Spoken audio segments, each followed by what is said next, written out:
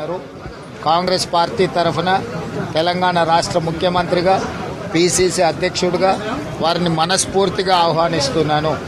ఈ రోజున్న ప్రత్యేకమైన పరిస్థితుల్లో 2014 ఆంధ్రప్రదేశ్ పునర్విభజన చట్టంలో తెలంగాణ రాష్ట్రానికి ఆనాటి ప్రధానమంత్రి మన్మోహన్ సింగ్ గారు, శ్రీమతి సోనియా గాంధీ గారి నేతృత్వంలో చాలా అంశాలను చట్టబద్ధంగా మనకు హక్కులను కల్పించారు.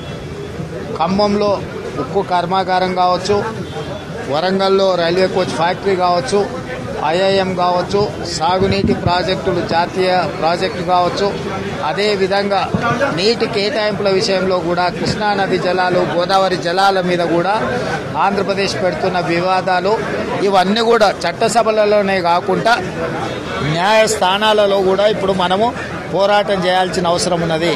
అందుకే రాజ్యాంగ నిపుణుడు న్యాయ కోవిదుడు అభిషేక్ మను సింఘ్వి గారు తెలంగాణ రాష్ట్రం నుంచి రాజ్యసభకి వెళ్తే మన రాష్ట్ర సమస్యల మీద చట్టసభలతో పాటు న్యాయస్థానాలలో కూడా పోరాటం చేయడానికి అవకాశం ఉంటుంది.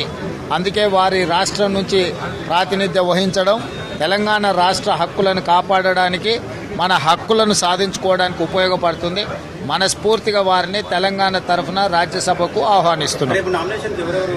అందరూ వస్తారు, అందుబాటులో ఉన్న అందరూ, నేను, భట్టి విక్రమార్క గారు, అందరూ ఎమ్మెల్యేలు, ఎమ్మెల్సీలు, ఎంపీలు, అందుబాటులో ఉన్న వాళ్ళందరూ వస్తారు. కొందరు వేళ నియోజకవర్గాలలో ఏదైనా కార్యక్రమాలలో ఉండి రాలేకపోయినా మిగతా మేమందరం అందుబాటులో ఉండి నామినేషన్ ప్రక్రియను సజావుగా నిర్వహిస్తాం.